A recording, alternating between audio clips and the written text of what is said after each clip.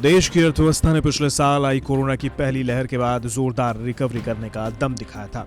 इस महीने के आखिर में आने वाले 2021-22 के विकास दर के आंकड़ों से इस अनुमान पर मोहर भी लग जाएगी। लेकिन कोरोना की दूसरी लहर ने इस तेज आर्थिक रिकवरी की रफ्तार को फिर से चौपट कर दिया है।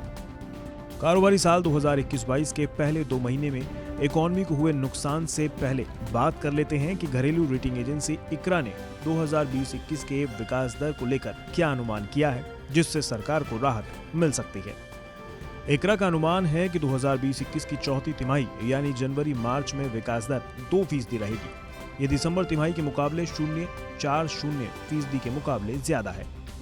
इसका मतलब है कि 2020-21 में अर्थव्यवस्था में गिरावट 10% से कम रहेगी, जबकि एनएसओ ने अनुमान लगाया था कि 2020-21 में अर्थव्यवस्था में 10% से ज्यादा की गिरावट आएगी। इक्रा का अनुमान है कि 2020-21 में अर्थव्यवस्था में 8.45% की गिरावट आएगी।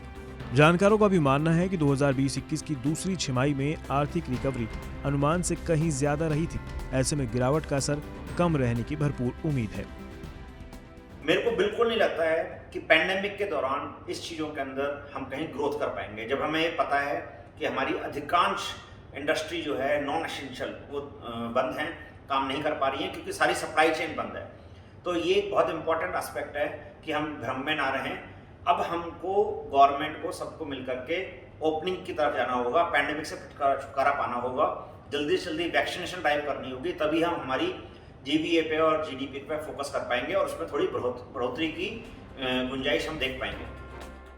लेकिन इस आर्थिक रिकवरी की रफ्तार को अप्रैल-मई में कोरोना की दूसरी लहर ने ब्रेक लगा दिया है। नोमुरा की रिपोर्ट के मुताबिक आर्थिक गतिविधियां अब पिछले साल जून के स्तर पर पहुंच गई हैं। नोमुरा का आर्थिक गतिविधियों पर नजर रखने वाला इंडेक्स NIBRI 23 मई को खत्म हफ्ते में गिरकर 60 पर आ गया, जबकि इससे पिछले हफ्ते में ये 63 पर था।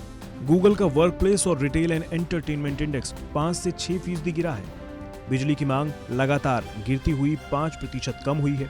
श्रमिक की भागीदारी दर भी पिछले हफ्ते के 40.5% से कम होकर 39.4% रह गई है। बेरोजगारी दर भी इस दौरान 14.4% से बढ़कर एक साल के उच्चतम स्तर 14.7% पर पहुंच गई है।